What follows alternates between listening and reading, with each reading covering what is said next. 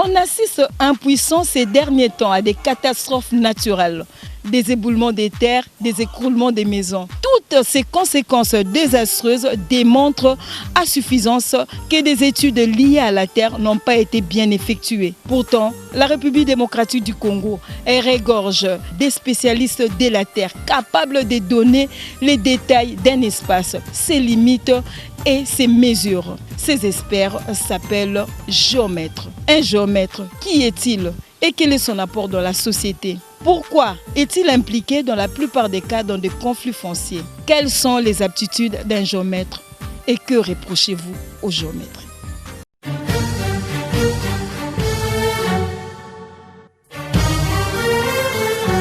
Un géomètre topographe, c'est d'abord un technicien qui travaille dans les milieux de l'urbanisme, l'habitat, construction. C'est quelqu'un qui a suivi des études à travers lesquelles il est utilisé par les services publics, tant privés, pour le balisage des sites. Par exemple, quand il faut lotir un quartier, une zone donnée, quand il faut construire un immeuble ou bien une route, un pont, tout ça, on a besoin des études de faisabilité du site. Le rôle d'un géomètre, c'est à mesurer, calculer, borner la parcelle pour déterminer la superficie de la parcelle. Géomètre aza mutu oyo azoko déterminer eteni ya mabele oyo yozwi acheli yo ndelo ke yo ya yo ibandiawa esukiawa. Le géomètre, c'est un expert en géométrie. Il est là, il s'occupe d'élever des plans et du nivellement. Ba géomètre na biso baibi mosala, mais moto azako utiliser bango nde toyebite ndenge nini azako utiliser bango. Po bakoka kosala mosala kitoko te. Parce que tozana banzela e kufi mais bango ba géomètre toyebi bango na bakombo mais tomona kape misala basalaka. Les chefs coutumiers, ils font appel aux géomètres. Les géomètres vont délimiter l'espace pour un lotissement. Et puis dans ces lotissements, en tant que géomètre, ils ne tiennent pas compte du relief, soit sur les flancs de montagne, soit dans de ravins, ce qui d'habitude crée beaucoup de difficultés dans la vie de Kinshasa, des éboulements des sols, il y a des catastrophes, il y a des crevasses. Mais chez Bissoa, les géomètres, c'est comme si moi on a résulté. Parce que anarchie et quota na construction, ce que l'État congolais a télémi que non, les géomètres, c'est l'état des lieux, il y a Mapango, il y a Congo. Tu éviter ce qui est à l'année. Mapango est belé. Pour mingi ezaka à tali gauche, à tali droite, à poussi le pango pembeni.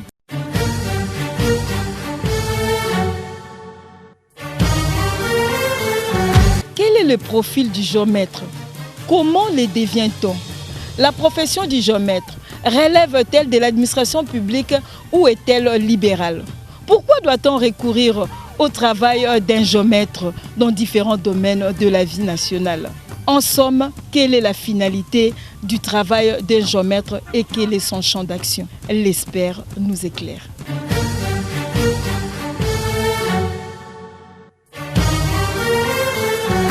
Le géomètre, c'est un technicien spécialisé dans les travaux de mesurage, dans les travaux d'élevé.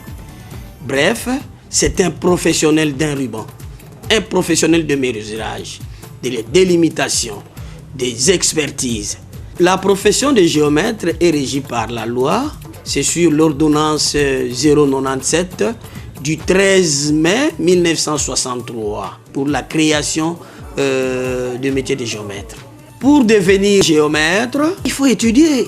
L'IBTP forme des ingénieurs géomètres et topographes. Quand tu fais 7 ans, automatiquement tu deviens un ingénieur géomètre topographe.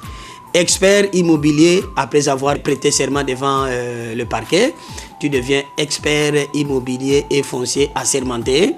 Mais si tu fais le premier cycle, automatiquement tu es un ingénieur technicien. Mais qu'à cela ne tienne aussi, il y a l'école nationale du cadastre qui est à Limité, qui a une spécialité de former seulement des géomètres, des arpenteurs et des dessinateurs. Les géomètres, dans tous les travaux de génie rural, tous les travaux de génie civil, il est dans les lotissements, il est dans l'hydrographie, le géomètre est dans les routes. En bref, tous travaux liés à la terre impliquent seulement la présence d'un géomètre. À l'agriculture, aux mines, il y a deux catégories. Il y a les géomètres de l'État qui travaillent directement au ministère de l'État et il y a aussi des géomètres libéraux. Et les libéraux, ils ont leur bureau d'études privé. Les meilleures qualités d'un bon géomètre, d'abord, un bon géomètre doit être honnête. Le géomètre ne peut pas mentir, c'est un OPJ à compétences restreintes. Parce que, en fait, nous prêtons serment devant le procureur de la République. Il doit être précis, parce qu'on dit dans la géométrie, il faut la précision. Le géomètre est le spécialiste de la précision. C'est lui qui fait les travaux. Si le géomètre dit que cette distance de A à B mesure 10 mètres, 10 ans après, s'il n'y a pas d'étirement des bornes, s'il n'y a pas de déplacement des deux sommets, on trouvera toujours les 10 mètres restants. Si le géomètre a dit aussi que cette parcelle a une superficie de 400 mètres carrés, c'est-à-dire 20 mètres x 20, ça reste intact. Même si quelqu'un d'autre, on peut envoyer 10 000 géomètres qui ont la même formation, on trouvera toujours la même superficie. Il doit être clair dans sa façon de travailler. Sérieux aussi, hein. Si tu n'es pas sérieux, tu vas faire des bévures, tu vas faire des dégâts dans ta façon de travailler. Les géomètres ne créent jamais un conflit. Les conflits viennent d'ailleurs au titre foncier, par exemple, qu'on amène à un géomètre à commettre des fautes, parce que le géomètre, lui, il ne mesure pas une parcelle d'autrui sans la présence du propriétaire. Donc, c'est le propriétaire qui amène le géomètre dans sa concession, en fait, de poser des actes. Tout géomètre doit faire une reconnaissance du terrain avant toute chose. Et cette reconnaissance du terrain est accompagnée de qui? Du propriétaire du terrain. Et en plus aussi, il y a l'immixtion des autorités. Or, le géomètre n'a pas une force répressive, et que tous ces gens-là peut-être peuvent l'amener à commettre des fautes. Mais ces fautes, si on les retrouve, automatiquement, il est punissable, ce géomètre, parce qu'il n'a pas une bonne déontologie. C'est pourquoi ici, en RD Congo, si un géomètre déterre une borne, il a 5 ans de servitude pénale. Pour éviter tout ça, il faut en principe créer un ordre de géomètre pour ordonner bien les choses, parce que dans ça, il y a une déontologie bien faite des géomètres. Le rôle du géomètre dans un conflit, par exemple foncier, le géomètre c'est un catalyseur. Tel que le conflit des limites, par exemple. C'est le géomètre qui est habilité à mesurer. C'est le géomètre qui a aussi des méthodes appropriées pour les calculs de superficie, les calculs de surface, les calculs de volume. C'est seulement le géomètre qui a ces méthodes les plus appropriées pour trouver une solution à un problème qui est posé au niveau de cours et tribunaux. Les conséquences d'un travail fait sans assistance d'un géomètre ne sont que les désastres. Un exemple banal sur des lotissements anarchiques. Tous ces lotissements anarchiques, ce ne sont pas faits par des géomètres. Ce sont des X et Y personnes qui se disent géomètres, mais ils n'ont pas qualité de le faire. Mais quelle est la suite de ces morcellements anarchiques? Pas de routes, pas de raccordement d'eau, pas de raccordement d'électricité. C'est déjà un problème. Je dirais aussi, dans le cadre de doing business, où le géomètre est très important parce que le géomètre fait des évaluations.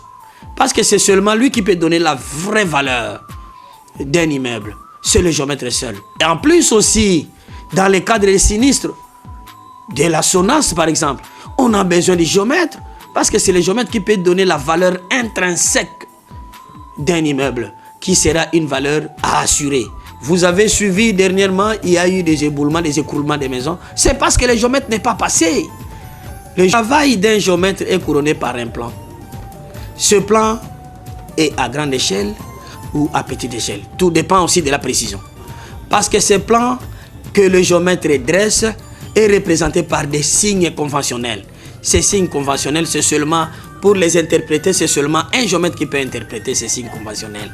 Donc, la finalité du travail d'un géomètre Parce qu'il faut d'abord connaître que le géomètre a deux étapes. Première étape, c'est l'étape du terrain.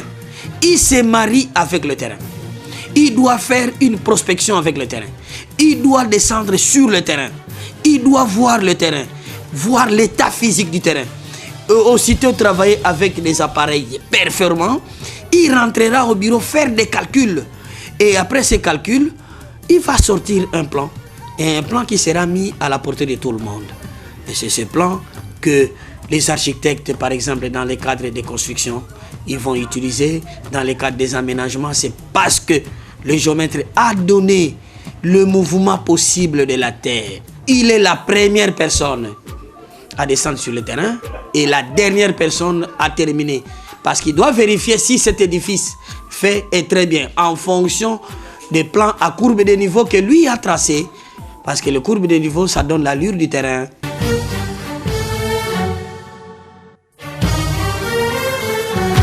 Le géomètre est le professionnel de la mesure. Il est le grand témoin du bornage et du mesurage. Car sans géomètre, les espaces d'habitation ne sont pas bien organisés. Il intervient dans plusieurs domaines de la vie, notamment dans les fonciers, dans les travaux publics, dans les finances, dans les mines, eau et autres. Mais il est buté à plusieurs difficultés dans l'exercice de sa profession, ce qui le fait passer pour un pyromane dans les conflits fonciers. Raison pour laquelle il plaide pour l'instauration d'un ordre professionnel à l'instar d'autres corps des métiers. Merci de nous avoir suivis et à la prochaine.